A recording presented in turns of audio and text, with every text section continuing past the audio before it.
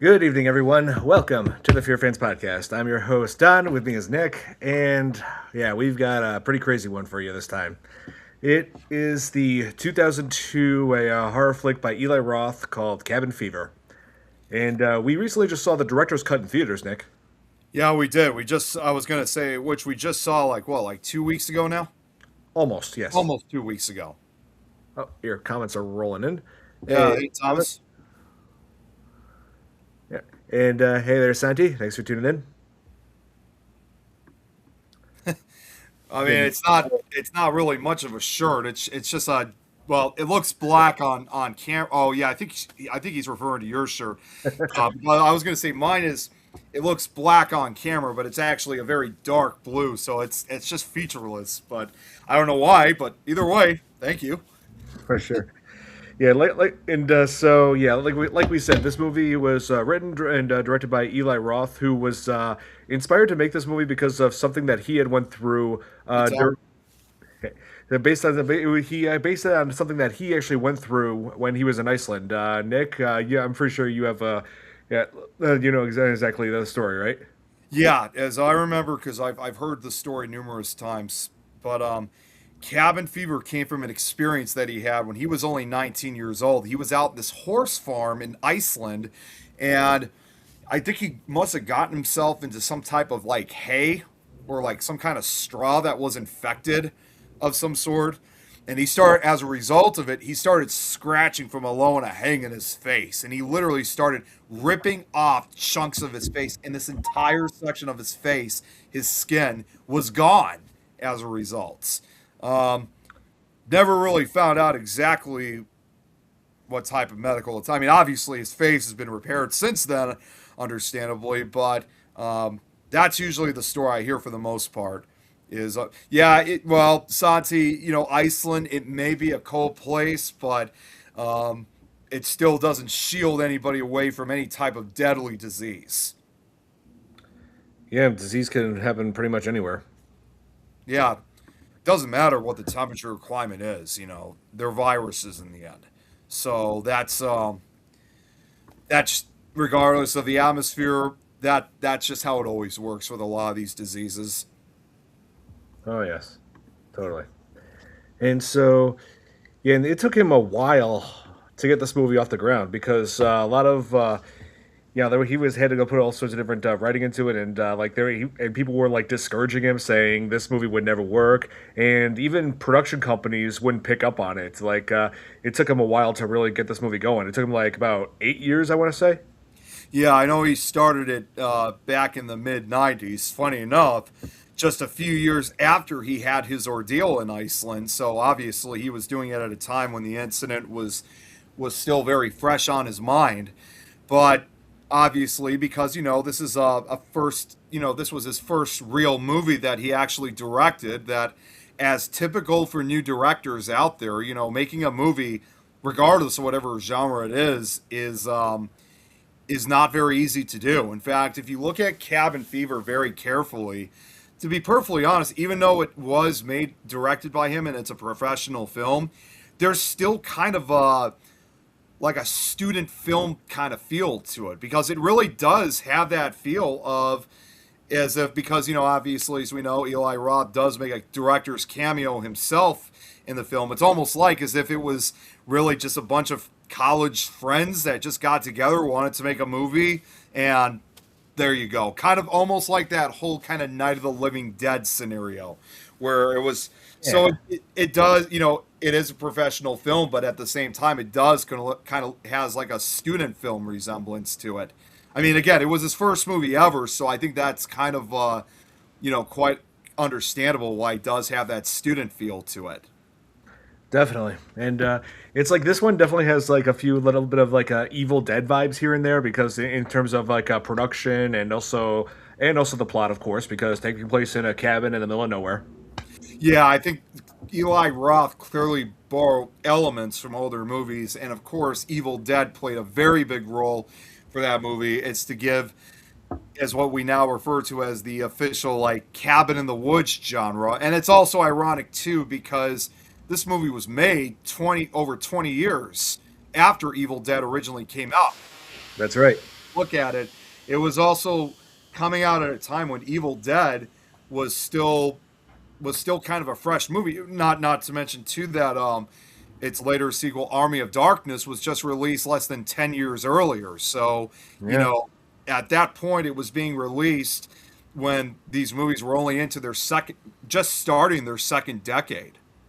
Yeah, that's true. And around this time is when Sam Raimi was, when Sam Raimi, the director of the Evil Dead movies, was just starting on the Spider-Man movies.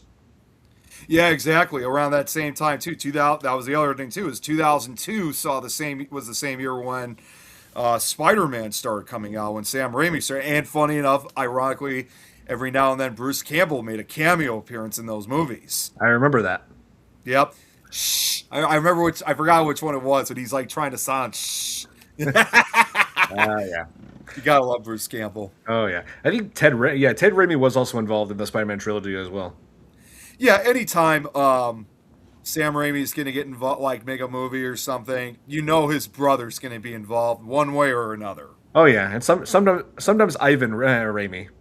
Yeah, well, and that's similar too with, in this case, with Cabin Fever, because you see two of Eli Roth's brothers in this film, which it wasn't until recently I discovered he had a few. I mean, I assume he probably had siblings, but I just didn't know that they were also in the film industry. And you remember when we saw the flashbacks of the murders that occurred at the bowling alley, Yeah, I thought that was him.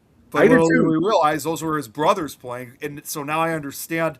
Yeah, they kind of have I even almost asked myself, thinking, is Eli Roth the twin? Because they really look exactly like him. Yeah, I was about to say they look identical. Like seriously, you could not tell the difference. Like when if that was Eli Roth or his brother in that scene.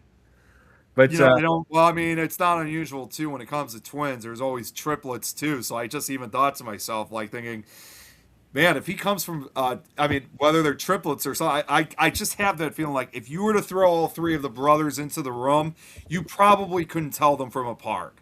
let's see. I just looked it up, and no, Eli Roth is not a twin or a triplet. He's just the middle. He's the middle of three sons. Middle of three sons. Okay. Well, Yep. that's still cool that he got to involve his family in the movie too. So again, it does, because again, this happens with student films. So once again, it gives that student film like aspect, especially when you involve, whether they're part of the film industry or not, relatives in the Yep. movie too. So it also goes, or in other words, it does have that low budget feel as well. Yep. Exactly, Santi. That's right. Yeah, and it's like Eli Roth does that. He's like you said, does cameo appearances, like where directors make like brief appearances in their own movies. Like we've seen that with we've seen that with Alfred Hitchcock for God's sake. Yeah, he was notorious. Out of everyone, he was always notorious for making cameos in Oh his yeah, movies. And I know this was something unfortunate I had to shelve when you remember several years back, Don, that I was going to try to make that horror anthology series hmm involving the website Chilling Tales for Dark Nights. My intention was if we were going to be making this franchise, which of course, like I said, sadly now has been shelved, though that's why I'm doing the audiobooks now, is kind of like a somewhat replacement, if you will. But when I was originally going to be making these films, my intention was to pay homage to like Hitchcock, like because I know I'd be the director for most of these films, and I wanted to make sure that I had some kind of cameo in these films. Whether I was in the background or I was walking by, or even just somebody like reading a newspaper and I'm in it somehow, something like that. oh yes.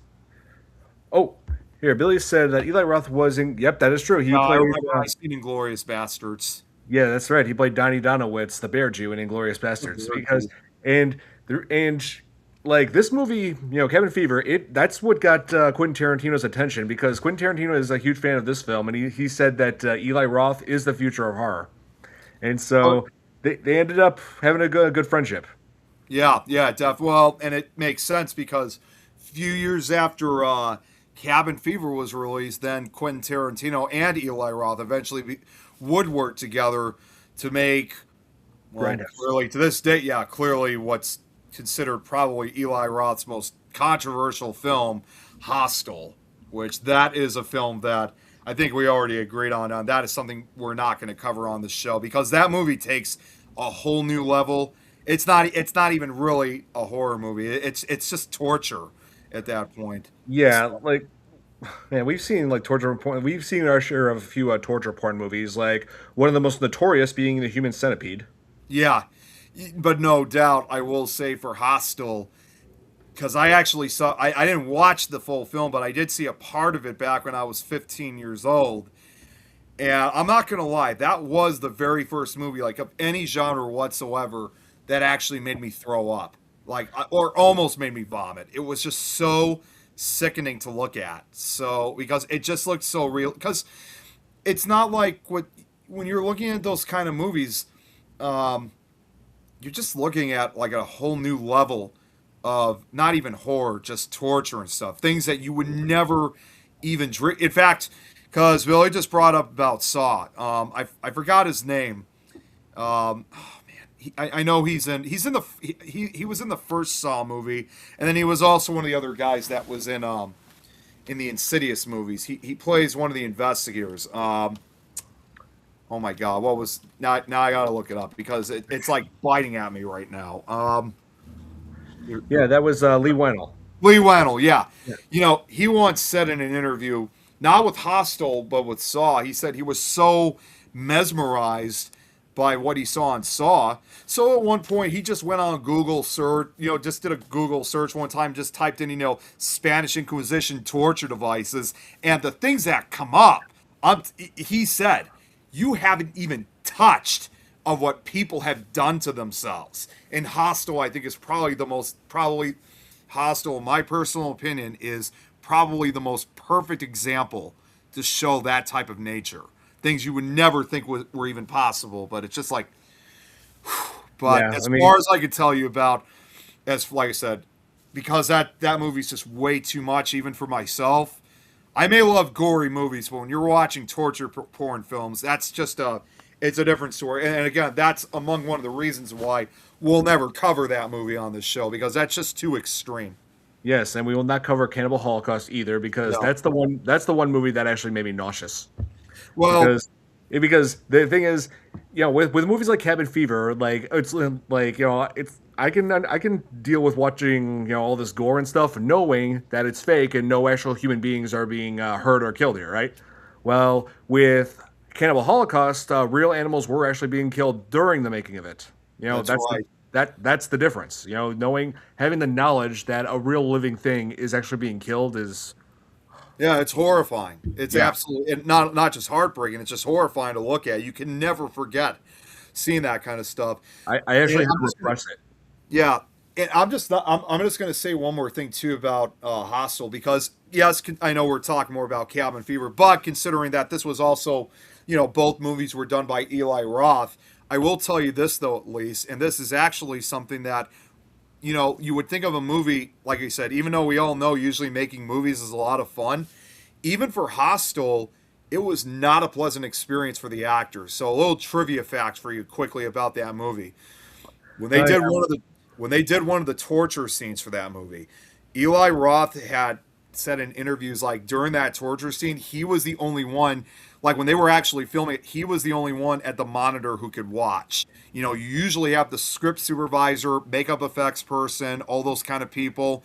It was just empty. It was just him standing there because people were so upset. Yeah. And a lot of cast and crew members, they were told him that they had nightmares after shooting that scene. And that's never happened to him before. Oh man. So it even goes to show that even filming it was not a pleasant experience. Uh, yeah, I hear you. Oh, here. Okay, Billy was asking me about this comment. JoJo's Bizarre Adventure. I don't think either of us have seen that yet, so we'll have I to. don't even know what that is. It's an anime. We'll have to Yeah, wait I've on that. never. I only look at like I'm not that big into anime, but the anime that I am into, it's more of the older stuff. Usually like from the late '80s, '90s, and early 2000s. Other than that, I don't really watch too much. So as in this show called JoJo's Bizarre, I have no idea what that is. Yeah, we're both Dragon Ball Z fans. Yeah, Dragon Ball Z. Yeah, like I said, I was kind of more into the stuff in the 90s, like, Dragon Ball Z, Sailor Moon, Yu-Gi-Oh! I used to be into Pokemon, but as I grew up, the interest kind of like Yu Yu Hakusho was another Inuyasha, Cowboy Bebop, to name a few. Oh, and then the only recent one I showed to you a long time ago, Don, was Hellsing with the vampires in it. That's right. Oh, here.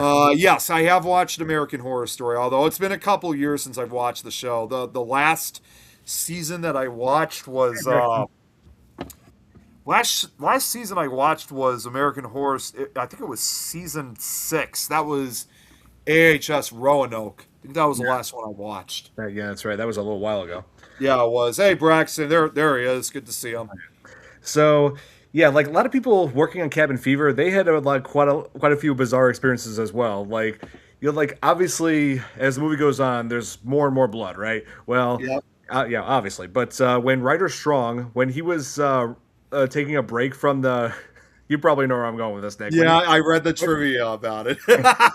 When, when he was when they were all on break, they would like everybody was taking a break, like setting up for the next scene. He like wandered off in the woods and Yeah. came across a whole school, a class of like young girls who at first freaked out by the sight of him because it's a grown man covered in blood. But then they saw, then they looked at him and said, "Oh, wait a minute, that's Sean from Boy Meets World." That's right. That's right. Yeah. It's like I poke fun at this movie like for having Sean Ryder in that. It's like, oh, Sean, Right. wow, Sean should have just stuck with hanging out with Corey and Topanga. They would have kept him out of this mess. Well, and this is something I've told you guys before. Eli Roth said that they were so glad they got to at work with the actors that they got, that were in this movie, and Mhm. obviously Ryder Strong. And Eli Roth would usually say, now, as everybody knows, Ryder Strong was in Boy Meets World, and if you hated Boy Meets World, you're gonna love seeing Ryder Strong get tortured in this movie. Now, I've never actually seen Boy Meets World. I know about it. I've never watched it. Yeah, I know. Wait, what? So the opportunity never just, arrived for me, especially when it aired back in the 90s. Don't forget, growing up, we were also kind of more of The Simpsons or Home Improvement or Seinfeld or X-Files. So we kind of had our focus on other shows at that time. For sure. Yeah, I understand. Oh, it's Santi. His name is Ryder, as in horse rider, not Yeah. rider as in writing things. No. Yeah, you got it. Yeah, it's Rider. Yeah, but still, pretty unique name. Yeah, it is. And at this point too, when he did Cabin Fever, I think this was one of his first real movies as a young adult, because as we all know, when he was in Boy Meets World, he was just a kid in that movie. So, this was probably one of his first young adult roles, even though in some Yeah. way he was still kind of a college age kid. Right. And yeah, Inuyasha, that's another big one for me, Braxton. I did watch some of those episodes. Yeah, that was a good show. It was. Uh, And also, speaking of yeah. 90s shows, there actually is a familiar face in this. I mean, I wasn't a regular watcher of Power Rangers, but the Yellow Ranger from, what was it, Lost Galaxy, I think it was, Serena Vincent makes an appearance in this as, uh, oh, well, let's see, trying to remember what her name was. Marcy. Yeah, I knew it started with an M. Marcy. Marcy, yeah, that's her name. Yeah, yeah, she's the one girl who just gets with all the guys in this. Yeah, she's kind of the slut, if you will. Yeah, I- that's the way to put it. but then again, that's typical what you see in a lot of these horror movies. Is you always have kind of that's the other thing too. Even though this is not a slasher movie, it still follows the elements of those type of movies, like where you have, you kind of have the slut, if you will. You have the cheerleader. You have kind of the nerd. You have the popular kid. Like all these kids have like certain different identities, and then of course you have kind of either the leader or the one who's kind of the smarter out of all of them. And as we all know, which normally it's supposed to be a girl, like we see in the slasher movies, but regardless of gender, whoever's the one that doesn't, take part in the drugs or the sex or the underage drinking is the one who's going to eventually fight back and try to and survive the entire ordeal. Yeah, what I was about to say is none of that really exists much here. They're all like Not much. everybody here Well, makes yeah, pretty. yeah, and there are still. I'm not saying it works like that for every horror movie. There are still some exceptions where sometimes it doesn't happen at all. Yeah, But and there's always the final. Well, usually again, it's the final girl. But every now and then they've done a final guy thing. And in this case, with Cabin Fever, it was kind of like that type of movie with a final guy, if you will. yeah, and yes, Thomas. Yeah, like Maya from Lost Galaxy. I guess that's what her. I think that's what her name was. I mean, again, I wasn't a regular watcher of Power Rangers, but yeah, it is true. And for all you Power Rangers fans who are, pretty like who are pretty surprised by seeing a Power Ranger being nude in a film like this. All these with a couple of sex scenes here and there, but it's like. I mean, hey, if you think this is shocking, you should see her in Not Another Teen Movie, where every single scene that she was in, full on nudity. Oh my God! I'm serious. Okay. Oh no, I believe you. It's just that. Did you also, when you looked at the trivia, did you see what they said about her nude scenes in this movie? That she was only going to do it like just under certain conditions. Did you ever hear about that? Yeah, I heard that she and Eli Roth had to do some compromising. She had to, yeah, they had to do some compromising. And again, I know we don't talk usually about this, but I'm just because this is actually kind of funny, I have to admit, during one of those sex scenes, because she didn't want to basically be shown full on nude in the movie. Like her breasts were all that she wanted to see, but she only said that there was during one of those sex scenes, they actually. She said she was only going to show like an inch of her ass crack, and what they actually did when they shot that scene, they actually put tape. They put tape right on her ass, so they didn't have to, so it didn't fall off. Oh I'm my sorry, god! but to me that was pretty hilarious. Well, that's a good way to basically cover up for an NC if they're worried about an X rating. I mean, hey, she already got away with it in one movie. She did, but she didn't understand. She didn't want to be viewed as that girl who always gets naked on camera all the time for these movies. So she Yeah, still wanted or in other words, she didn't want to be looked at as basically like a porn actress. She still wanted to be looked at as just like your typical college girl in these movies, and that was it. yeah, no, I mean, I could totally see where she's coming from. I mean, well, no, but No, oh my god, yeah, no, Braxton, it was real. it was real. Just that Yeah. you couldn't. She just didn't want to show the rust. That's all I'm gonna say. Everything else was taped up. It's like she already went full on nude in one movie. She didn't want to do that as much in another one. So otherwise, Yeah. she was afraid she was going to get typecast. You know. That's what I mean. They would think she'd be that type of actress that would expose for any movie. She didn't want that, understandably. Yeah, and it's like I don't know. I just felt weird about seeing her in her role in Not Another Teen Movie. It's like, what's the joke? Is the joke like, oh, she just it just goes full on nude because she just doesn't know better because she's a foreign exchange student? It's like, really? Like, I don't. Yeah, I couldn't tell. It's funny. I've never even seen Not Another Teen movie either, so I can't. I couldn't tell you. Yeah, I mean that movie does stand out for me because it's a parody of like all these teen dramas, and also it has Chris Evans as the lead in that. Chris Evans, who would play Oh, Chris Captain, Evans, yeah, yeah, who would go on to play Captain America in the MCU. yeah, yeah. Hey, Hey, sir, good to see you here. yeah. So yeah, the premise of Cabin Fever is five college students, or I guess college graduates. They go out to this cabin out in, I'm guessing, in the North uh, Carolina. or North Carolina. Well, they filmed it in North Well, Carolina. it's filmed in North Carolina, but it's somewhere down in the backwoods of the deep south. Yeah, I'm guessing like somewhere in the southern countryside because they never specifically say what state or what town this takes place in. To me, it looks like, even though again reality was filmed in North Carolina, I would probably say maybe somewhere either like either in Alabama or Georgia. Just that, because well, Georgia especially usually does kind of have, because again, I've been out of Georgia myself. It does kind of have like, well, as long if you're not, that is, if you're outside of Atlanta, that is. Hmm. It does kind of have more of the wooded areas. I mean, yes, just like the rest of the South, Georgia does have its own. Well, Braxton would know this because he lives in Louisiana. Much like the rest of the South, Georgia also does have its share of swamps. throughout the state. But I know they do have, you have the Georgia mountains and stuff like that. So I would assume it would probably be around somewhere like in that area. Right. Yeah, so they stay in this pretty ideal like this idyllic looking cabin right on the lake, right? But then they come across a hermit that just got infected with a flesh-eating virus, and he ends up infecting their truck. And he, well, I guess I should explain this. He is like searching for help. He ends up like trying to steal their truck. He's puking up blood. Like infecting everything he touches, right?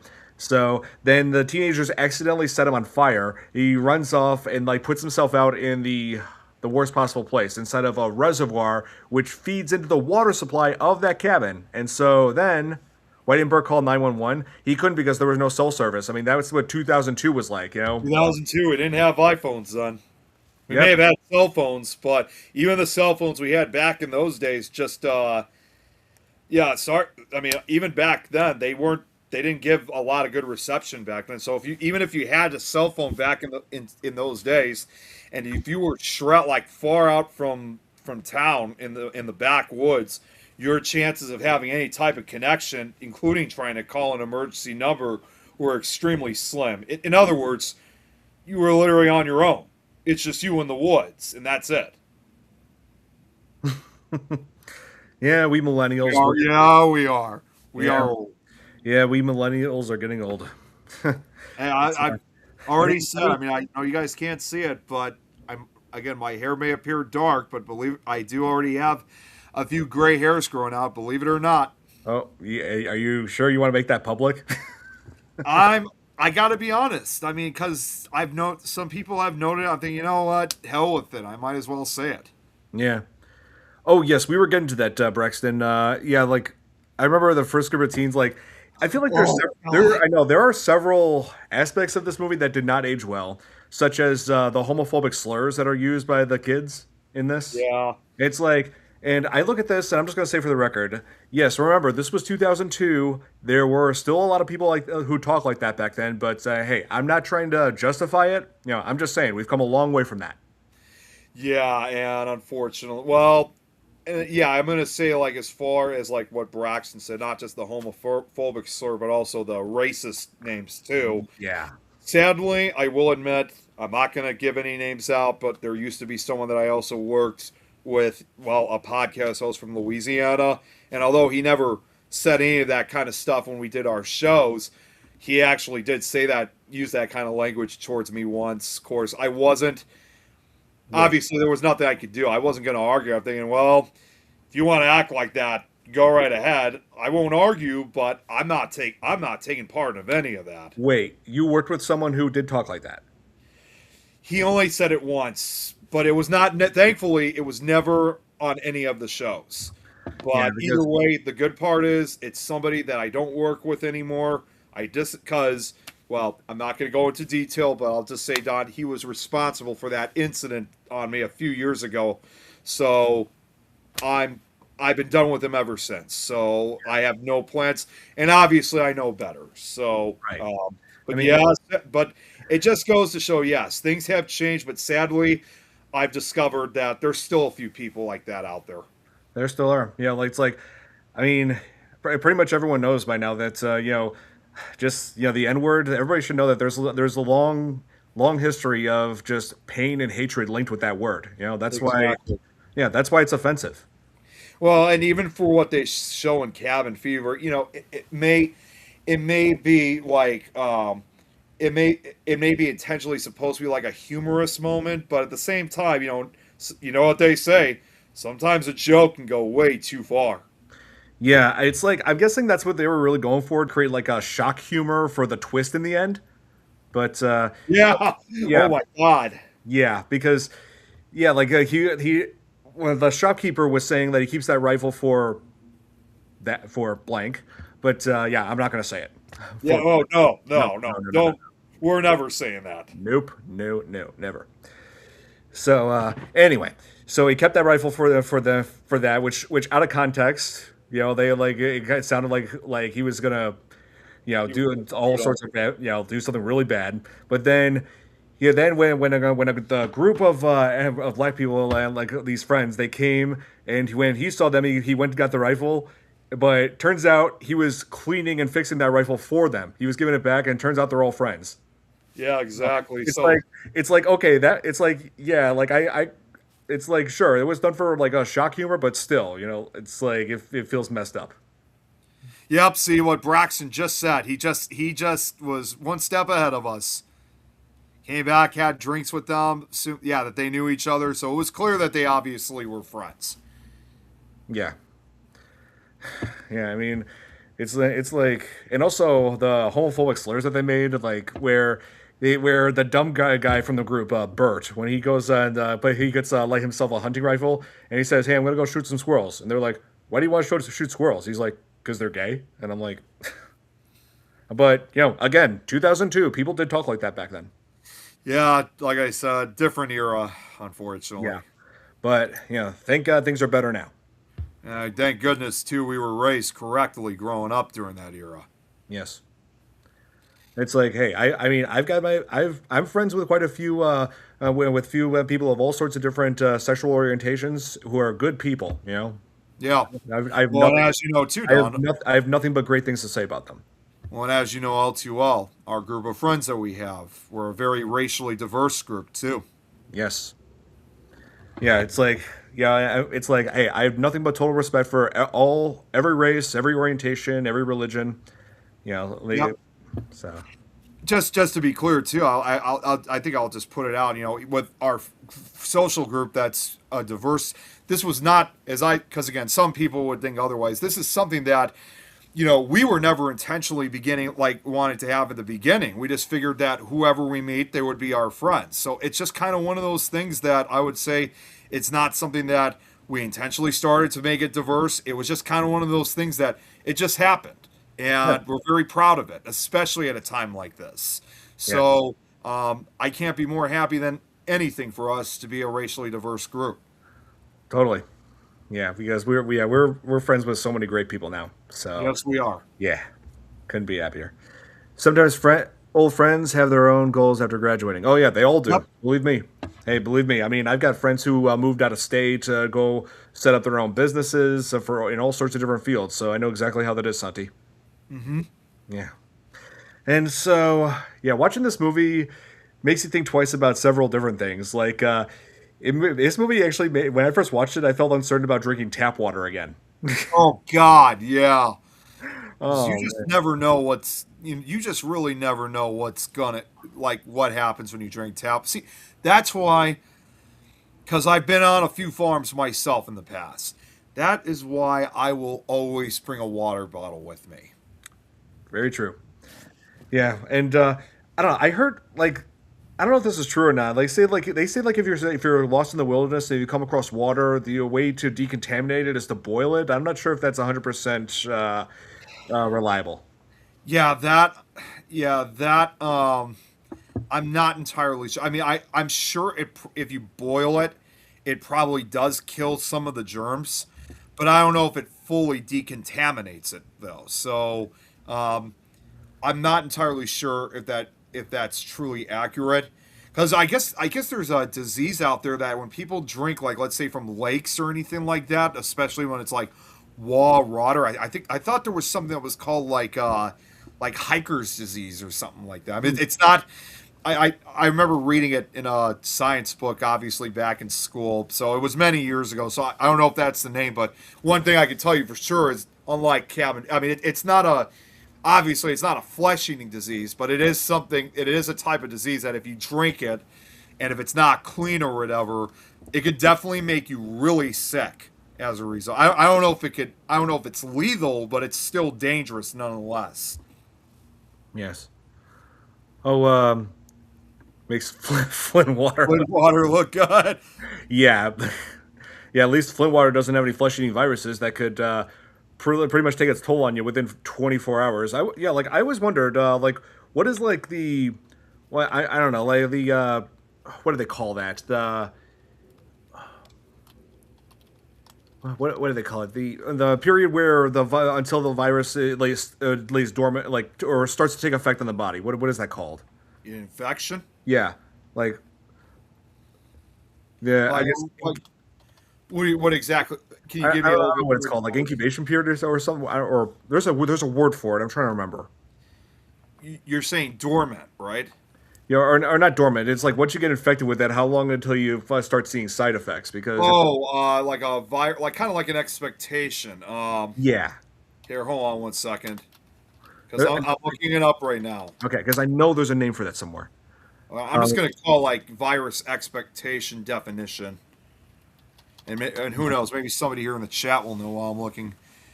Expected value, expected number of case. Well, that's not necessarily what I'm looking for. Dumb brother, Epidemic tap water, potential, vi- uh, viability. I guess. That might be. Let me Yeah, see what else. I don't know because I feel like it varies in some areas in this movie with certain people. Like I know that Karen took a long time to start showing. Well, like was. Oh, I should also mention. Omicron. Yeah. Santi said. Okay. Yeah, I should mention that scene where Ryder Strong, his name's Paul. Yeah, let's just call him Paul. Yeah, Where Paul. where Paul was like reaching down to touch Karen in. Yeah, I feel like that was out of line because I'm pretty sure when she was sleeping, she did not give you consent to do that, dude. It's like, yeah, no. Yeah. Well, it was just also gross to begin with because even when pleasuring, I guess I'll say, as she's pleasuring her, you hear all those squishes, and I realized immediately, then she's got it before he even realizes it. That's not even. It doesn't make that kind of noise, and you knew that there was something wrong. Yeah, incubation period. That's what's called. Incubation period. Yeah. Okay. Yeah, but yeah, like then it's like that was like earlier in the day when after she had drank the contaminated water, and but it's like she got infected, but then what was his name? Bert then got infected within just a few hours. So it's like yeah, and also does a flesh eating virus really break the body down that quickly over a course of like less than 24 hours? No, the first thing, because I've actually done my research on real flesh eating viruses, the first thing that would actually occur with an actual infection like that is wherever the infection started, your skin becomes really red. It almost kind of resembles like that of a rash first before it starts. So, like when you look at it, it would almost look like a rash or a scrape. It's only after when, if it's not treated, within a few hours or so, that's when the skin kind of starts, well, I wouldn't say rapidly, but it starts decaying almost. That's when you start getting that kind of horrific, almost skeleton like look. Because that's when the disease is actually eating away, not just only at the skin itself, but also eating at the muscles too. So it's also exposing your nerves, which, of course, as you can imagine, that would cause instant, like, horrible pain. Yeah, I would. Oh, jeez, Which, but again, if anybody that's ever gone through it, that is something that if you ever get anything like that, that needs to be treated immediately without question at a hospital. Because if not, three things are going to actually happen. If obviously, not only could it spread throughout your body and eat more of your flesh, but it could obviously it can kill you. Mhm. Secondly, treatment may not be as good if you wait too long.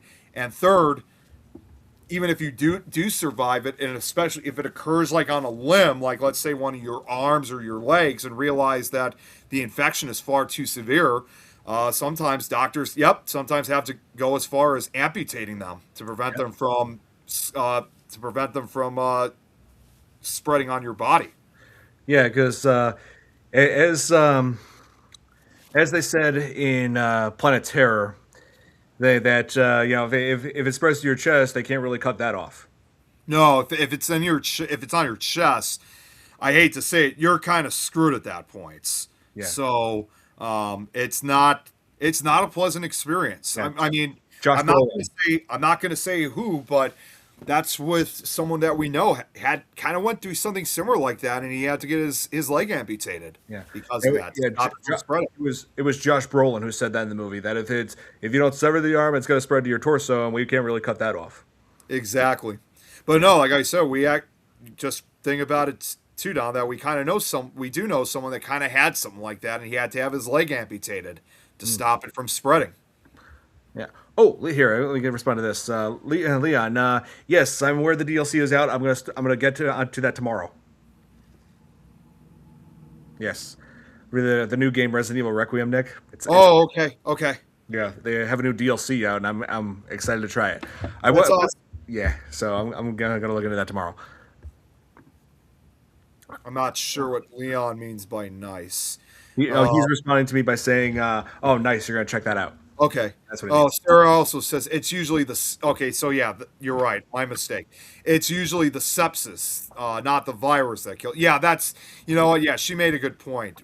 When any time you get a flesh-eating disease, it's not even necessarily the virus itself that kills you. It makes you septic, and it's the sepsis itself that actually kills you.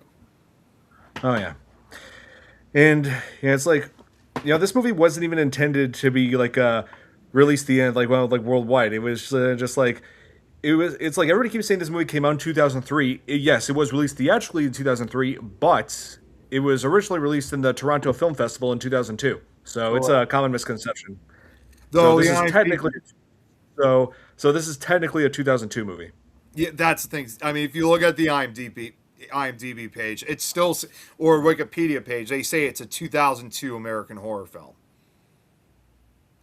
Yes, yeah. Sorry about that. I was, oh man, I was dead exhausted on Monday. I had absolutely no energy to do anything for that. And speaking of skin problems, Nick, I actually did have a little mishap in the kitchen yesterday. You did. You all right? Yeah, oh no, I'm good. I'm all right now. It's just, like nothing serious. It's just that when I was cooking a steak, I I was about to, when I was about to flip it, it slipped off like and dropped down too quickly, and then the oil that I was using to the olive oil I was using to cook it spattered. I don't know if you can Oh, see jeez. Oh that. Yeah, man, you got but quite a hit there. Jeez. it's okay. I mean, hey, I've had sunburn worse than this. Yeah. I mean, Well, at least it's not. At least it was nothing majorly severe where you had to go to the hospital. yeah, no, it's fine. I'm good. Well, I'm gonna just say this. I kind of had a misfortune of my own, although it didn't involve burning. This is something I cannot show, obviously, because it was actually something involving my eyes. Um, I don't think. I'm assuming you weren't cooking shirtless, right, Don? Because Sarah's asking that. Shirtless. I actually was. I was doing my workout, you know, but then I decided, you know what? I need some protein. I need a steak. Okay. So that's what led to that, and of course, I took care of it and did what's recommended online for first degree burns. So, Yeah. but I mean, there was hardly much pain at all to speak of. Yeah. But then again, I do have an extremely high pain tolerance. So, Well, what happened to me, and this is actually something that it's happened before. I think I've told you about it, Don. But did I ever tell you sometimes I have an issue with my eyes where sometimes things become too bright? I can't remember if I do or not. I think you mentioned. I know that you have a history with migraines. Yeah, so just so everybody can understand, I have been having this. This has been going on for the last couple years. I don't know what it is. It doesn't happen very frequently. This is something that basically happens like once in a blue moon for me. And Hmm. this actually happened while I was at work, so couldn't have come at a worse place too. And like, I'm not even joking. Like half hour I started work, I was having this issue. I just have this issue where everything be I don't know, has anybody in the chat ever had the issues where like not only does everything become bright, but you get like flashes, they get fuzzy kind of looks to it. It's like even if you're not in a very bright area, still everything just becomes like flashy almost. That's basically what I go through. And unfortunately in some way doesn't happen for very long, but you can kind of say in some way, shape, or form, it causes temporary blindness for me. So like as far as like what I could say, so like say for example, Dom, like saying if I'm going through this, like can I see you? It's like say for example, if I was going through it right now, the clothes that you're wearing, I could see the colors as well as anything else that has colors in it, but everyone and everything else is just blurry. So therefore, for a short period, I mean, I could still see. I just can't see too well when it happens. Hmm. So, but unfortunately, that's usually just the beginning because normally I get a headache or usually it ends up becoming a migraine or a headache. So in a lot of ways, it kind of almost acts like a precursor to it. So the only way that really kind of prevents that I can prevent it from happening is either one of two things. Either one, I could try to take a nap, which obviously that's impossible to do when you're at work at a grocery store, obviously. Not to mention there's no darkened areas I could stay in to shield my eyes other than maybe doing this. Or the other, and this is what I did, was I took some ibuprofen. It took me probably about a good 20 minutes or so, 25 minutes before I finally got my vision back and I was able to go to work. Sarah, it kind of resembles kind of like auras, but it's not really auras though, because this is something that I've had issues with. I'm not gonna lie. There was one time I was very concerned, thinking like, is this gonna like mean that I'm gonna be going blind later in life? Thankfully, that's not the case at all. It's just something that just happens every once in a. So it's got nothing to do with my actual vision, because as far as I'm concerned, I could still see very well. And like I said, after almost 25 minutes of when it happened to me yesterday, I had my vision back and I was able to go back to work. So I didn't have to go home. Yeah, It that's sucks, good. but it sucks and I hate it.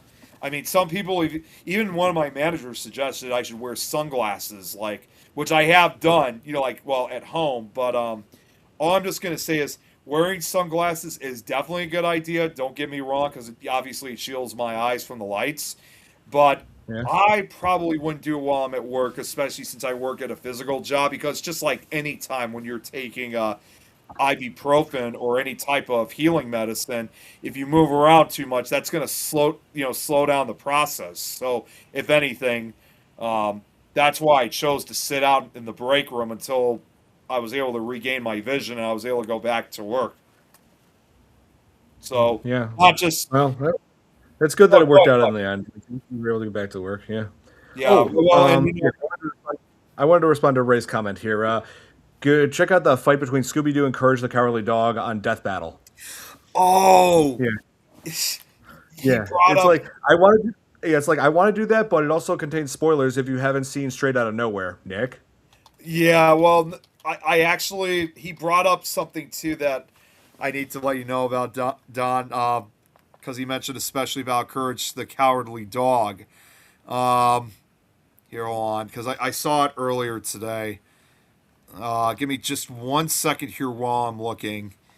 Um, oh man, where? Oh wait, I forgot to put down this.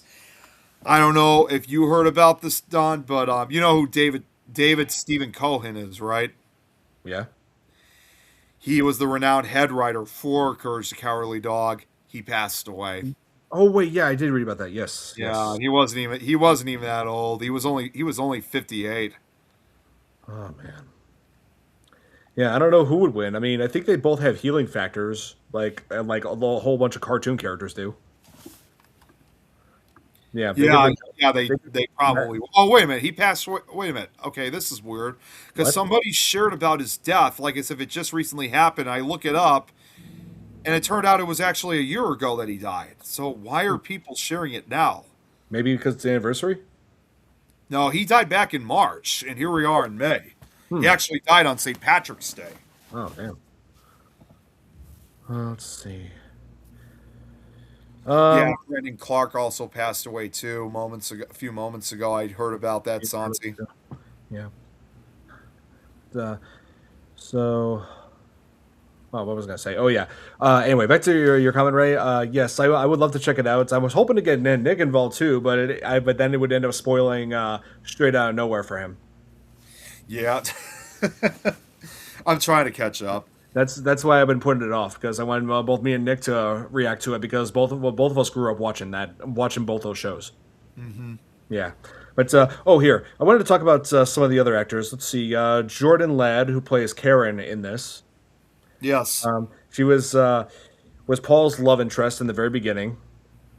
So, and she was the one who got infected first, and the group was so freaked out about it that they actually took her outside and had locked her in a shed. And ever since I saw that, I was thinking, why couldn't they just keep her in her bedroom? Yeah, like I understand the reason behind it that they're trying to isolate themselves from getting infected, but you don't have to put them in such a dilapidated shed, not to mention how uncomfortable it's got to be. And not to mention, while they themselves are in horrific pain of such a disease like that. Like that's just basically being exposed to the elements. You're just only, if anything, you're actually making them even sicker. Yeah, exactly. I I mean, mean, yeah, they should. That you're right, but I would not put them in the shed. I would just keep them confined to their room. I mean, let's face it. Like you look at the Black Plague, bubonic plague. People were confined to their homes. They weren't allowed to leave. And well, let's face it. As most recently when we have COVID-19, some of us couldn't leave our houses at all. yeah, and like everybody was oh man, like everybody was like saying, "Oh, what a terrible character Jeff is," just because oh he doesn't want to get sick, and just ditches his friends and goes out to drink for like the second half, like the last third of the movie. But the thing is, yeah, like hey, everybody had the same attitude as him when COVID happened. Well, at the same time, you can't really blame them because when you see such a disease that has horrific results, I can understand why he would be terrified and why he would abandon the group. I mean, some people may see him as a coward, but honestly, as crazy as it's going to sound, I mean, nothing personal, obviously, to you or any of our friends, but I probably would do the same thing because I'm too scared to go because when you're in the midst of a deadly disease like that, tons of thoughts run through your mind, and you know it's essentially survival of the fittest. You know, yes, you want to try to help out, but there's only so much you can do. And when there's like constant paranoia that's going on within a group of people themselves about such a disease, um, it really is that kind of situation where it's basically, everybody for themselves in the end. Yeah, pretty much. And it's like he's like he comes back and sees, like finds out all of his friends are gone, but then celebrates that he made it. Just throws his here, sorry, plugging in my phone to charge. Throws his arm up in the air, saying "I made it," and then only gets shot dead by the police. I was just Clearly, like, oh my god. clearly paying homage to Night of the Living Dead when Dwayne Yeah, managed to survive. They yeah, mistake him for a zombie and they shot him. They killed him anyway. Uh, yeah. They didn't mistake him for anything. They just what? They just shot him dead. yeah, and yes, Leon, I have heard about, is it Hanta or hantavirus? How do you say it? Hantavirus. Yeah, it's like on a Hantavirus. cruise ship. They're taking them to like this quarantine facility or something or other. Yeah, I've seen the news about it. I mean, as of right now, from what I've heard, it sounds like they're keeping it under control. Obviously, they're keeping it away, keeping everybody who's infected with this virus away from anyone else to spread, just to prevent a spread. Because the last thing we need is another pandemic like this. Because Yes, because we've been through enough. we've been through enough, and I mean, I know my share of viruses. I don't really know much about hantavirus, so what I only know about is that whatever they have is probably contagious. So I can understand why they're keeping everyone so quarantined. They can't risk contamination because who knows? That could be a virus that, I mean, let's face it. This could be a disease that if COVID-19 was bad, hantavirus may be even worse. Yeah, I hate to even find out. Yeah, I mean, but every once in a while, I do get concerned. Like, are they absolutely sure they have it, contained? Because, there's always that little nook and cranny where the virus. I mean, I know they're saying right now that hantavirus, unlike COVID, can only be spread through person-to-person contact, but we all know that viruses and bacteria, like, well, comparing it to another movie that has a virus, the movie Outbreak. Um, Yes. we all know that as time goes on, viruses and bacteria can mutate and eventually become airborne. Yep. So, it has flu-like symptoms with diarrhea. Oh, geez, that's not Yeah, good. that sounds real bad. Yeah. Yeah, I mean, it's. I do know too that it's. I think I also heard it's pretty lethal too. So, but I just know that it is a constant concern, and I sometimes do question myself, like, what if it does spread? Like, can we take another one, or is the second one going to be even worse than the first one? You just never know. No. And let's see. Oh, here I wanted to get back to Jordan Ladd, who who played Karen in this. And so she's in that shed, and she just keeps on deteriorating further and further to the point where, yeah, why don't you tell them what happens, Nick? Oh yeah, like little does anybody know, she not only does she deteriorate, she literally decays rapidly, which again, compared to real life flesh-eating diseases, it would not go that fast. It would take hours, even days, before you could even reach that stage. Yeah, Um, her but face was completely rotted away. yeah, like when Paul, checks on her, considering that she was the girl that she had a crush, like he's had this crush on forever, lying in the shed with her stomach being eaten by, well, Eli Roth's character's dog, who's also infected but becomes almost rabid, if Yeah, you will. I always thought that was weird. He acted more like a rabid dog than looked like he was infected with a flesh-eating virus. Like it didn't show any parts of flesh that were missing. I'm guessing like Eli Roth intentionally didn't have it. Excuse me. I'm guessing Eli Roth just intentionally didn't include the whole flesh falling off the dog part because he was afraid that it would look like the zombie dogs from Resident Evil. That would make sense. But then again, at the very beginning of the movie, the hermit had a dog who also had the virus, which was kind of the starting point, if you will. Yep. But the dog was already dead by the time he Yeah. discovers that the dog wasn't, because opens up his stomach immediately, like Yeah, yeah. and that was also hard for me to watch because I love German shepherds. Ugh. Yeah, I mean, I love him too. I hate to say it, but at the same time, I thought, well, at least the dog was already dead. At least we didn't see it like suffering. So at least it was already dead. So it was put out of its misery. Yep. Yes, that's true, Billy. The first Resident Evil did come out in 2002. I remember the advertisements.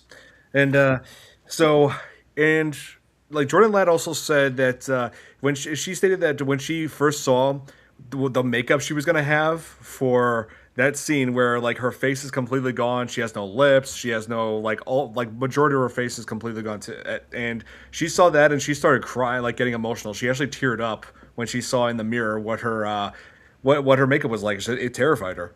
Yeah, I mean, can you blame her? Yeah, Because the so makeup looked so realistic. It really looked like she was actually infected. I mean, she really did have that horrifying zombie appearance. And I'm not gonna lie, even now, when I see pictures of it or that scene still terrifies me. It's just like, you know, actually, I'm gonna be honest. I still remember this like yesterday. This was over 15 years ago. They included not only that scene in this documentary with horror movies, but I don't know if you saw that well, not the one that I show you, that close-up picture of her standing. You know which one I'm talking about, right? yeah. They show that in the documentary, and even then, I had to turn away because I was scared of that picture. My siblings were watching it. It didn't bother them that much as it did with me. They paused the video, like, hey, Nick, turn around. Like, don't even think about. You know what? I couldn't see entirely, but because we were watching in the family room, part of the screen was showing on the reflection of the window, and I could see the top of the window, which thankfully I couldn't see her full face, but I could see the top of her head, like from the window, like reflection. It was nighttime, so that's how I was able to see it. I was like, "You guys are not gonna fully. I see it. I see it." So, yeah, they tried to pull this prank to scare the hell out of me, and it didn't work. And I just remembered another time when somebody tried to get me to look at that image. When I used to run my paranormal club back in high school. Hmm. This is going to sound unrelated, but it's going to go right back. Around Halloween, we went to Six Flags Fright Fest. Yep. As an after-school field trip, if you will. It was like again hosted by my paranormal club. I had a great time and all that. But on the way back, when we were on the bus, I was talking about cabin fever with them. I still remember having and then one of them decided to look it up, and turned out he saw that picture, and I was like, no, I don't want to. Nope. You want to look at it, go ahead, but I'm not. And he's like, come on, look at it. I'm covering my eyes, like, no, get that away. And like, literally, not even joking. He literally grabs my head, and he's like trying to force my hands and like trying to pull my face like this to try to force me to see it. I even hear somebody saying, why does your face look like that? Like, stop! Like, oh my God. Like this kid, I Yeah. don't remember who he There's was. He was trying to force me to look at it, but you know what? Somebody thankfully stopped me because, like I said, I didn't want to see it. yeah, I would just been like, what? It's just a picture of a beautiful girl. Check it out. Actually, somebody once also said, "Oh no, that's just she's got pizza on her face."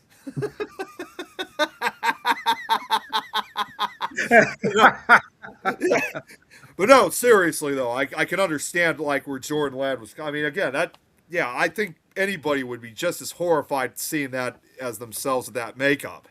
Oh yeah. So Oh, yeah, he I was, mean that's yeah. still. Well, I'm going to be honest with you. I'm going to be honest with you on one other thing involving Jordan Ladd's makeup. Okay. Um, with her face looking like that and a flesh-eating disease, that's probably like almost everybody's worst nightmare. And considering since I first saw this back when I was in high school, which is at a time, as we all know, was when we're trying to, as guys, we're trying to learn how to date girls and go to dances and try to get your first kiss and stuff like that. Well, after watching that, I don't know. I actually said this to a few other kids in school. I'm like, well, I was so like really looking forward to trying to ask a girl out to try to go on my first date and get my first kiss, but after what I saw in Cabin Fever, now I don't feel so safe of Oh, wanting to get that first kiss now because you just never know. So I'm not. I mean, seriously, I didn't think about wanting to kiss a girl for like 2 or 3 weeks after watching that movie. wait, people were waiting for high school for that? I had my first kiss when I was 12. Yeah, for me, it wasn't as common in my middle school. It was more common when we entered high school. Uh, So hey, in the end, it varies from each school group to another. So for us, as far as I know, it kind of started more for high school with us. It was rare to see that in middle school. At least in our school, it was. But yeah, yeah, I got you. nonetheless, regardless of it, I didn't think about wanting to get a kiss from a girl for like 2 or 3 weeks, almost 2 or 3 weeks after watching it, because that's how I guess you gotta say it kind of traumatized me a little bit. Now, for me, I would have been more afraid of drinking tap water. Well, yeah, that would make a lot of sense. Yeah. I mean, let's face it. When you look at a movie like Cabin Fever, I mean, I wouldn't, even though it doesn't necessarily have that moral message, it does kind of have somewhat of that message of, again, we're talking about a couple, we're talking about college kids here. So, we're talking about, even though it's R-rated still, considering it is a movie that is kind of pointed for teenagers. And, it's at that age where kids are like reaching puberty, hubba hubba and stuff like that. It's to kind of warn them. It is kind of the ultimate message of, be careful when you have sex because you just never know what you could be infected. You can get infected. I mean, hey, why do you explain we go to, probably when we were at those ages, we went to sex ed class. I mean, you can kind of see this as Yeah. almost like the extreme form of sex ed. Yeah, they even showed us gruesome pictures in sex ed when we were in high school. So Oh yeah.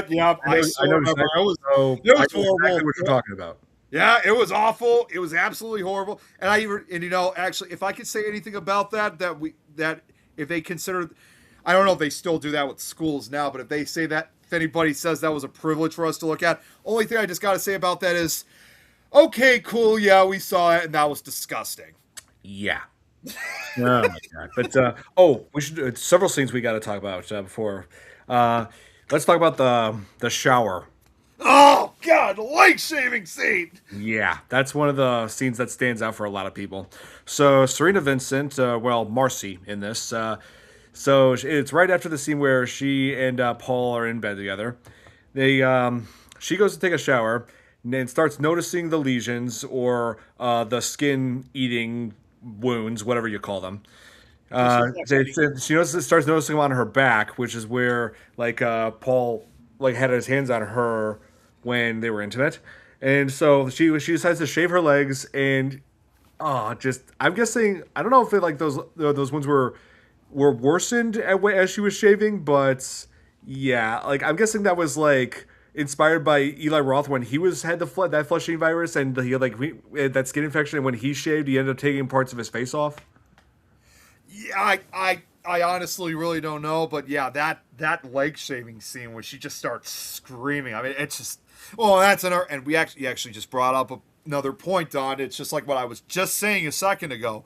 Prior to that, Paul and Marcy also briefly have sex because she said just for the ultimate thrill of it, just trying to make it one of the last great things before their time is up. And Paul even asking, shouldn't we wear condoms? He's like, oh, don't worry, I'm healthy. Like, dude. So again, it's like that kind of does have that STD message to it. It's like even Paul was smart, thinking, yeah, he should have worn a condom for it. Yeah. Yeah, let's see. Another iconic scene, the pancakes. Pancakes. So yeah, there's this whole subplot that felt like I don't know, maybe somewhat forced. Where there's these locals. One of them is like involved with the store, the grocery store in the beginning, where hey, he has a son who I'm guessing is like, supposed to be like mentally challenged, named Dennis. Dennis always sits on this bench, and when Paul at the start of the movie, like but before this whole virus stuff went down, Paul like sat next to this boy that he doesn't even know. He decides wants to shake his hand. The boy Dennis bites his hand. Yeah, and then the kids say you should put up a sign that says that you shouldn't sit next to him. And he actually does end up doing that later on. A Yeah, sign it's that not says, doing that. Yep. "Yep." Well, But then here, let me get to the good part. So, yeah, go on, go on. so Brett, oh, what was his name? Brett. Yeah, Brett. Or no, Bert. Sorry, Bert returns. I have a cousin named Brett. That's why that name sticks with me. But anyway, so Bert and like returns to the grocery store to try to like find some help, but then Dennis looks at him and says pancakes, and he's like, no pancakes. He's like pancakes, and then runs and does like this martial arts moves that seems random, and then ends up biting Bert and gets infected himself. But when I looked into the background of this child actor, his name is Matthew Helms, and it turns out not only did he act, but he's more known as a martial artist. Yeah, yeah. So it would make sense of the moves that he was making. So, and just got to say one thing too: the fact that you know, the fact that he's sitting on a bench, and like you said, Bert is just sits next to him. Like you always hear the typical message that kids should never talk to strangers. Well, after watching this scene, it even goes that in a jovial manner. I guess it even shows that even for the strangers themselves, sometimes even the kids could be dangerous. Yeah, in a few instances. Yeah, but then the locals then blame the college kids for spreading the virus, and then go out to try to kill them. Right? Well, they did end up killing Bert, like when they get to the cabin, and then Paul just takes out all three of them. Well, I mean, well, in the director's cut, he spares one to like keep in the basement, saying, "Yeah, when well, you better tell people what really happened here. We didn't cause this; the virus did." You know, but yeah, like I said, that's only in the director's cut. Yeah. Well, and also you forgot to mention one other thing too about Serena Vincent's character, because you also mentioned, because that happened around the same time too, was after the lake shaving scene when she tries to go out for help, which she's covered in blood, Hmm. and then the dog also attacks her, and the weirdest, we never see her torn up, but we can hear a lot, Yeah. and all you just see are just surprisingly, you just only see a few parts of her. You don't actually see her body. Yeah, it's like she's in the film. She's just here and there. They probably, even though Eli Roth went to the extreme with Hostel, they probably let that out because they probably knew it probably was far too graphic Yeah, to show. Like, I guess that, in other words, they probably avoided showing the actual attack or like her body. That probably was in an effort to avoid an NC-17 rating. yeah, I can see that. Oh, forgot to mention also about Dennis. We do see him after he gets infected. We see him later in the hospital scene. He's in bed, and this was like a very random, creepy shot where there's a guy in a bunny suit with a syringe. I guess about to like, I don't know. I would seriously that would be terrifying for kids and adults. Yeah, But well, and not only that, he actually does have a plate of pancakes for him, and I'm just like, oh well, at least Dennis got his pancakes in the end. yeah, really. Well, I also kind of I got a Shining vibe out of it because you remember in The Shining there was the guy in a bear suit, and it just kind of reminded me of something like that in Cabin Fever. Yeah, I did.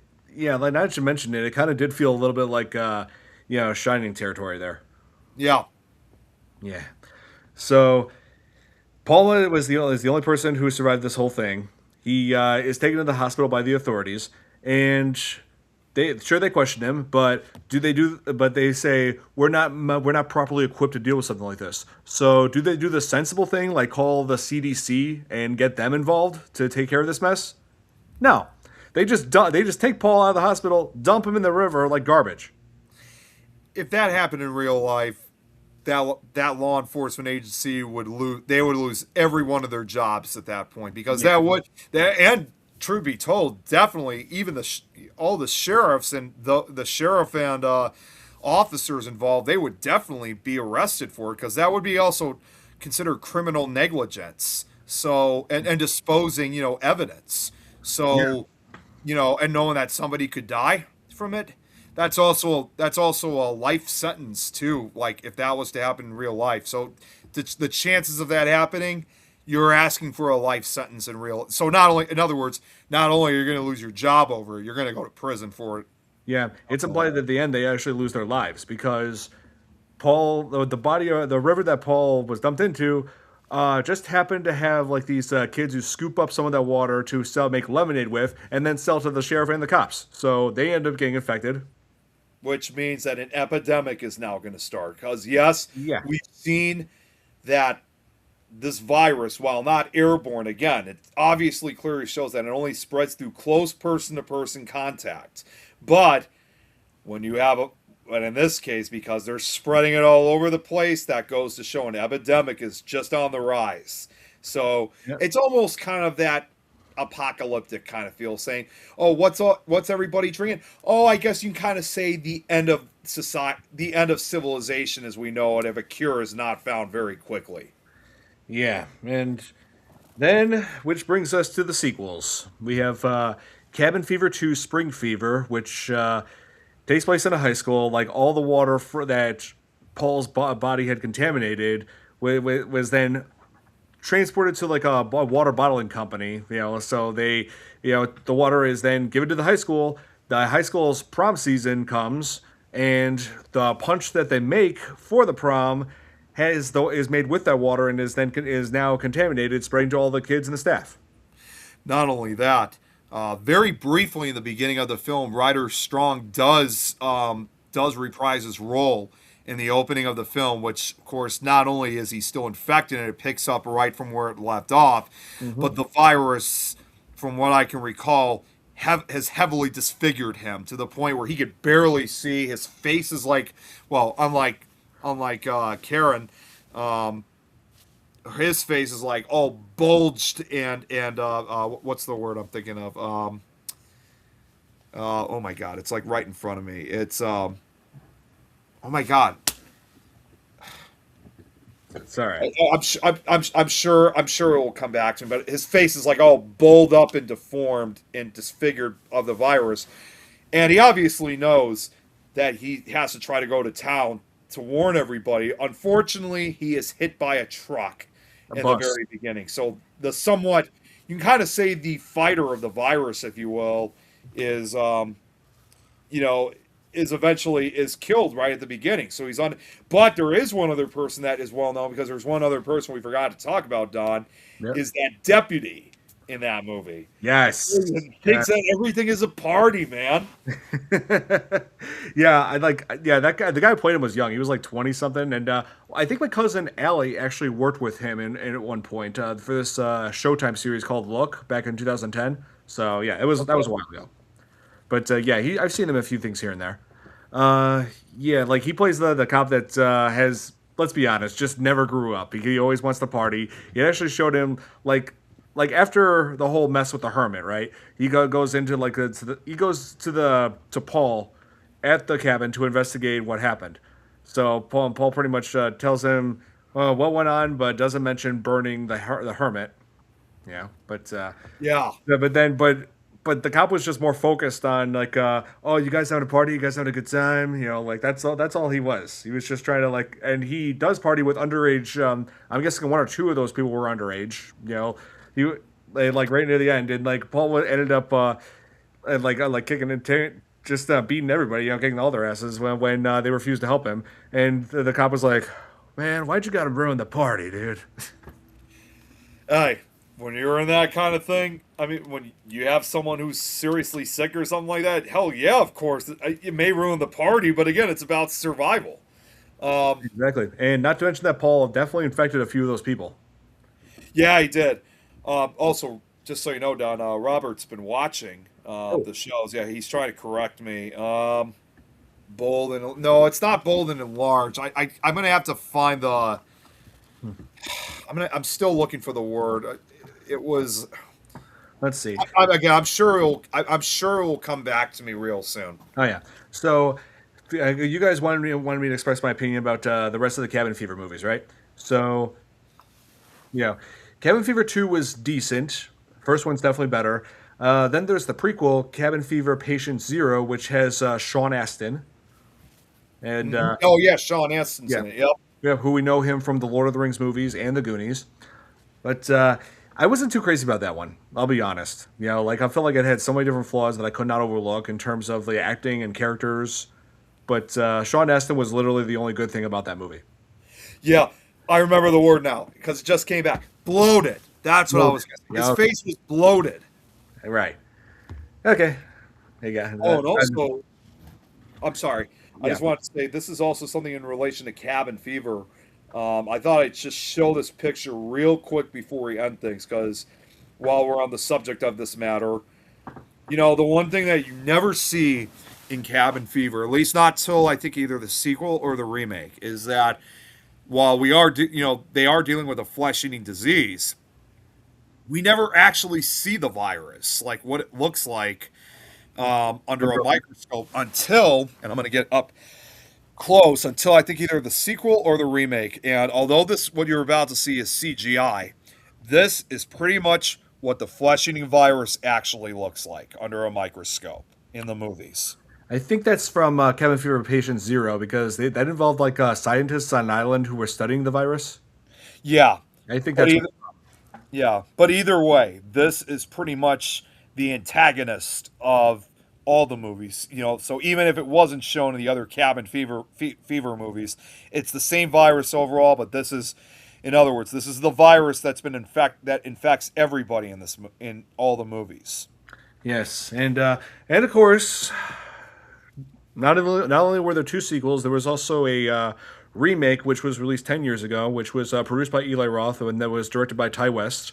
And I'll be straight with you, I wasn't a fan of it. It felt like a watered down, or just redoing of the original. In fact, it's like I feel like not much originality was put into it. It was just like the majority of the dialogue, the scenes, everything was just like copy and paste. In fact, on YouTube, there was somebody who actually released a side by side comparison of the original Cabin Fever and the Cabin Fever remake, and it's identical. Yeah, honestly, I didn't see the remake. I've only seen the original. It's like So, the only thing they did different was they increased the gore. and as much as I love gory stuff, that doesn't do anything for the movie because then you're just trying to make it look then it doesn't look as realistic as the original one. Like when they made Cabin Fever the original one, and this is something we forgot to mention too about when Ryder Strong's character has to put Karen's misery out. Which that's another thing too. It's like, why did he have to use a shovel to kill her instead of just using the gun? Because Yes. that would have been a quicker, easier, and faster death than getting beaten to death with a shovel. Yeah, and I mean that gun, like that never.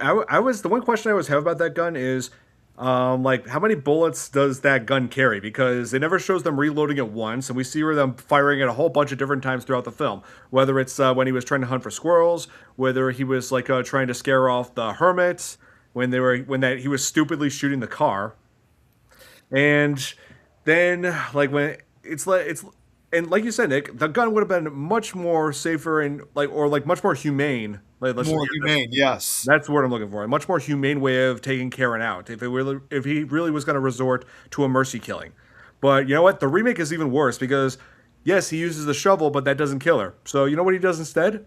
Yeah, he just lights the shed ablaze. Yeah, he burns Oh her. God, that's even worse. Then you're burning them alive. Yeah, and you could hear the screaming and everything.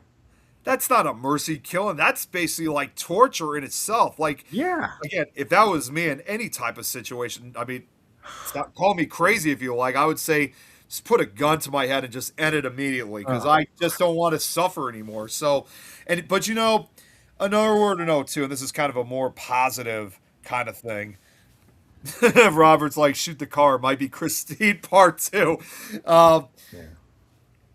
the other thing too was when they did that scene in a more positive sense, that was actually considered kind of a fun scene to shoot because, and I know I told you this before, but Ryder Strong had said in an interview that um, doing that scene where he had to pick up the shovel and smack it down to the ground, which clearly you could tell. Even when he's hitting it, you could hear it hitting the ground itself, obviously. Right. So while he's doing that, and Eli Roth, he's literally sitting like right underneath the camera with like two ketchup bottles full of blood, and he's just sitting there. And as he's hitting, he goes like, and like splattering him with the catch. I don't know if it was ketchup. I mean, maybe it was, but Ryder Strong later said that after shooting that, they said for Eli Roth, it was the happiest day of his life to cover Ryder Strong in blood. Oh wow. But as far as the Cabin Fever remake, like I think one of the biggest names attached to that movie, aside from Eli Roth, was one of the actors Matthew Daddario, who I've seen a little bit of his work here and there. And also, here, fun fact: if the name Daddario sounds familiar, it's because he's the younger brother of actress Alexandra Daddario. Oh, really? Yep. I didn't know that. That's interesting. Oh yeah. And I gotta say, she looks great for her age, though. Like she just turned 40 this year, and I'm just like, I'm convinced that she's a vampire because she does not age at all. I can understand why. Yeah. Yeah. But, let's see. Oh, we got 3 minutes left. Yeah, because what's his name? He has the show right after this, so he's back at it. Uh, Sorry, I'm sorry. I was just reading. I'm just looking at any other trivia facts. What was that one more time, Don? I'm sorry. Greg. Greg Oh, has the Greg. show. Yeah. Yeah, Greg has the show back on again. Yeah, I can't believe. I don't know. My mind was off for a second. I couldn't remember his name for a moment. But yeah, he has a show after this, so we will have to end this at 10 o'clock. But so Cabin Fever, it's got a nice little formula as far as story and suspense and just oh man, like a very just absolutely disturbing scenes and also just a little bit of humor here and there because yeah, at least by 2002 standards. But man, like it's definitely a good movie to watch if you're a fan of horror, but definitely not for the faint of heart. I'm just gonna put it this. I'm also gonna put it this way. Eli Roth also once said this in an interview, and this is actually in regards to that infamous leg shaving scene. Some reviewers will say that Cabin Fever will do for leg shaving as Psycho did for showers, and that is pretty accurate. He's not wrong. He's not wrong at all. So there's actually, I actually was just looking this up too. Real quick, who is the actress that played? She was in The Office, and she was also briefly in Slither. The actress who plays Pam, what was her name? Oh, Jenna Fisher. Jenna Fisher. Oh, Jenna Fisher. Yes, yes, that's He her. said that leg shaving scene. I almost forgot. Said that scene as a woman made her cringe, and she said she actually yelled in the theater, "Oh my God, no!" I mean, I don't have to worry about shaving legs because I'm a guy. Well, actually, I mean, there are guys that do shave their legs if they're like athletic swimmers. I hear they do that. Yep. Yeah, Yeah, I do. but anyway, yeah, I don't have to shave my legs, so I'm not worried about that. Sarah, so next week, it's going to be a week off for us because, Yeah, as everyone knows, we're going to be doing everything kind of weekly, like every once every 2 or 3 weeks now, depending on our schedules. So, plus, not to mention, I'm probably going to still be waking up, if you will, because this upcoming weekend I'm actually heading out to Ohio for Parasite Con. Ironically enough, at a movie location. I'm going to be at Ohio State Reformatory, which, for those of you that aren't familiar with the place, you'll know it, this movie. Once I tell you, that was the prison that was used for the Shawshank Redemption. I've been there the last few years. I'm going back once again for the Paracon, so it should be a lot of fun. So, yeah, should be great. Oh, and also, I just want to throw out one more word just before we get off here, because I know Greg's going to be starting his show in just another minute or two. I'm afraid I got some bad news. I wanted to let you know about this, Don. I don't know if you saw me post about this, but I know some people, some of you guys. I know not a lot. Some of you guys were following my scary stories presented in the dark Facebook page. I had come to discover that, unfortunately, that Facebook has deleted my page. I lost no message, no warning, no complaint, nothing. I just happened. I was gonna look at. I was gonna look into. I was gonna check out the page. I was gonna put something on it earlier today, and it was gone. And here's the even hardest part for me. Not. I mean, thankfully I have all the pictures, though my messages are gone. But also, more importantly, not only did I lose my page, I lost almost either almost or over 2,500 followers and fans. Lost every single one of them. So I'm just going to point it out. Facebook, knowing that you're behind this, absolutely shame on you, because this is supposed to be a good, before we're supposed to be sharing out our interests. And in this case, this was, and again, this is nothing for me to try to get famous over. It was just something I wanted to put, something fun together, especially for those who were interested in the scary stories books. I actually wanted to try to start doing a few podcasts that, for a brief period, that page would not be a network, but would be a part-time podcasting page for me to, broadcast my audiobooks. But now I have to start over again. I don't even think I'm going to use Facebook for that anymore. I'm probably just going to use a different social media app or website. But I'm not afraid to say it. Facebook, for you to do that, shame on you. I can't even use words right now to express how pissed off I really am, because I've worked using that page for like 3 years. So for whoever did that, you ought to be ashamed of yourself, because I worked so hard on getting the page ready. I mean, having that page put together. Yeah.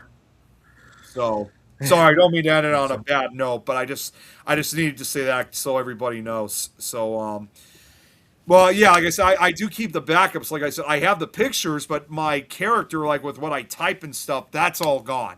So I'm just glad I got the pictures at least. My audiobooks I never released yet, so everything else is safe, but I lost everything on the page. So now it's probably going to have to be another good 3 years or so before I get that number of followers again. Yeah, man. Yeah. So yeah, Nick, we got to wrap this up. Yeah, we so, do. You guys are asking what we're covering next time. We've decided that next time we're going to be covering the Amityville Horror, Which we're going to make it a crossover between his show and my show, Nick Files, because I did a presentation on it a few years ago. So obviously, because it's a very long slideshow, I'm not going to show everything on it because it would take way too long for us. But I will at least present the most important parts of it. And when we're talking about Amityville, just to be clear for everyone, we're talking about the original one from 1979. So yeah, that's the one we're going to cover. But we're also going to cover the true story behind the Amityville Horror as well. So it'll be a crossover between FearFans and Nick Files. Yep, Sarah's excited about that. Oh, yeah, Leon, my vacation is next week, so I'm pumped about that. So yeah, we're aiming for not next Tuesday, but the following Tuesday to cover Amityville Horror. So be sure to tune in for that as well. So that's gonna be it for this edition. That's it for this edition of the Fear Fans podcast. Hope you all enjoyed. Yeah, I had a pretty good time with this one tonight. Yeah, me too. And also, for anybody that wants to stick around after we get off for Greg's show, I'm sure he's going to be starting any minute. I also just want to give a shout out for Greg too. I definitely would like to welcome back his show, Ghostbox Live, which he does 5 nights a week at 10 o'clock Central. So if anybody is looking for anybody wants to tune in onto the show after we're done here, he will be doing a show next. So I just want to say, Greg, welcome back. Yes. So, hope you guys enjoyed. Have a good night, everybody. Good night, everyone.